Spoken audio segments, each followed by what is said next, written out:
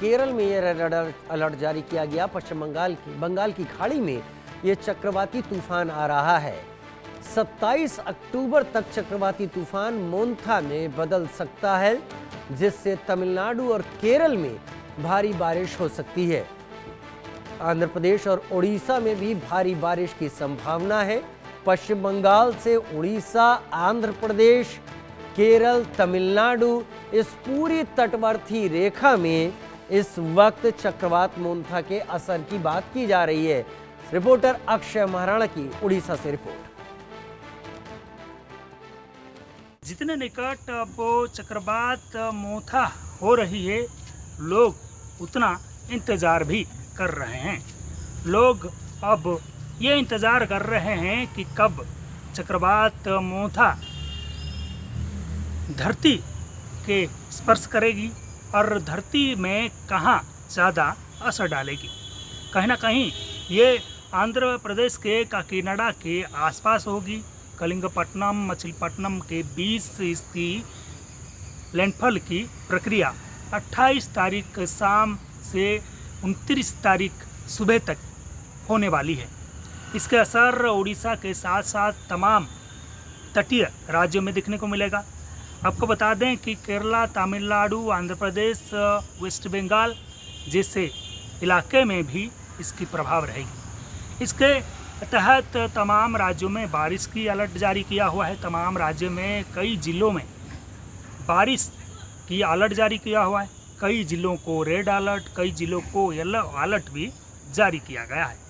उन इलाकों में भारी से भारी बारिश होने की संभावना जताई गई है। 28 तारीख, 29 तारीख भारी बारिश होने की संभावना जताई गई है।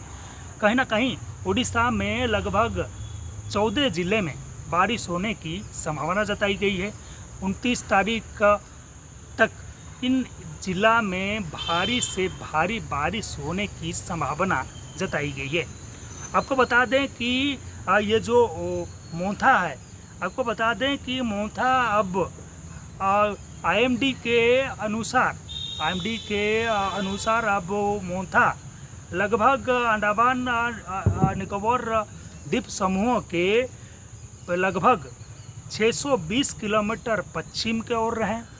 और आपको बता दें कि चेन्नई के तमिलनाडु के चेन्नई के 780 किलोमीटर दक्षिण पूर्व में है।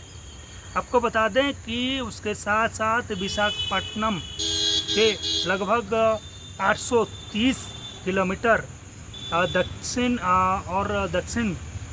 पूर्व इलाके में है, यानी इतने दूर अब है। और काकीनाडा आंध्र प्रदेश के लगभग 830 किलोमीटर दक्षिण पूर्व में ये जो चक्रवात है, वो चक्रवात धीरे धीरे आगे बढ़ रही है। विशाखापट्टनम के साथ साथ आपको बता दें कि उड़ीसा के गोपालपुर से लगभग 930 किलोमीटर के दूर में है ये। और धीरे धीरे ये दक्षिण पूर्व होते हुए आगे बढ़ रही है। और ये धीरे धीरे जो इसकी प्रभाव बढ़ती जा रही है, धीरे धीरे धरती के ओर ये विकराल रूप लेते हुए आ रही है। लगभग 90 से 100 किलोमीटर तक इसके हवाएं की गति होगी। ये जहाँ लैंडफॉल करेगा वहाँ हवाएं की गति उससे ज़्यादा हो सकती है।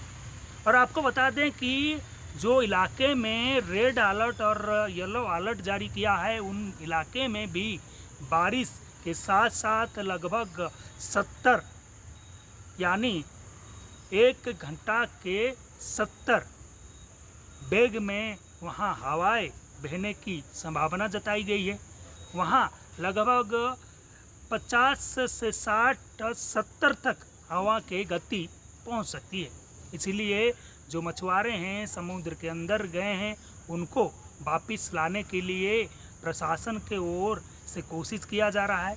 जो लोग समुद्र के अंदर जाने की कोशिश कर रहे हैं, उन लोगों को भी लौटने की तमाम व्यवस्था किया जा रहा है। और तमाम लोगों को अब समुद्र के अंदर जाने के लिए एक अनाउंसमेंट के जरिए उनको मना किया जा रहा है। तमाम जो प्रशासन है वो अलर्ट मोड में है।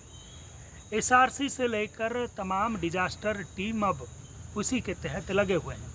उड़ीसा से लेकर आंध्र प्रदेश, वेस्ट बंगाल, केरला, तमिलनाडु से लेकर तमाम अब जो राज्य हैं वो राज्य के ज़िले को अलर्ट में रखा गया है।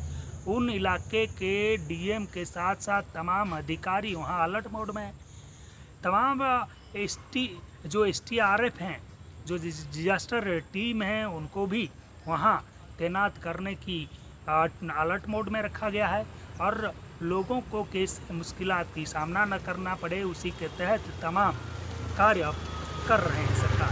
सरकार लोगों को अब जागरूक कर रहे हैं कैसे 28 तारीख शाम से 29 तारीख जो शाम तक जो चक्रवात टकराने वाला है उसी समय लोगों को बाहर निकलने के लिए मना किया गया है और लोग ज़रूरत काम पड़ने पर ही बाहर निकलने के लिए लोगों को सलाह दी जा रही है।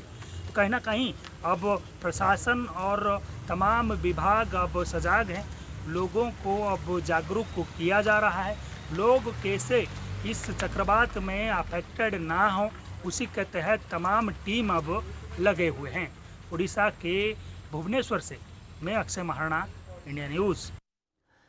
अक्षय महाराणा की बहुत डिटेल रिपोर्ट इस वक्त हमने देखी चक्रवात मोंथा को लेकर। अक्षय महाराणा में हमारे साथ लाइव इस वक्त जुड़ गए हैं।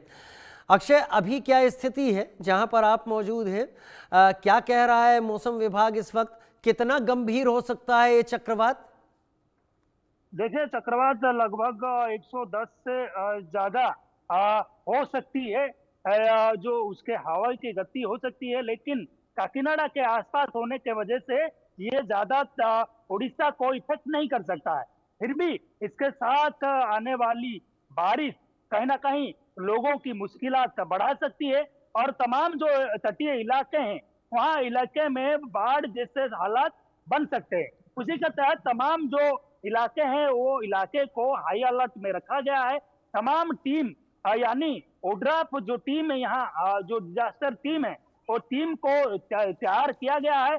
लोगों को कैसे मुश्किलात की सामना ना करना पड़े, लोग कैसे वहाँ सुरक्षित रह पाए, उसी के लिए तमाम व्यवस्था अब की जा रही है।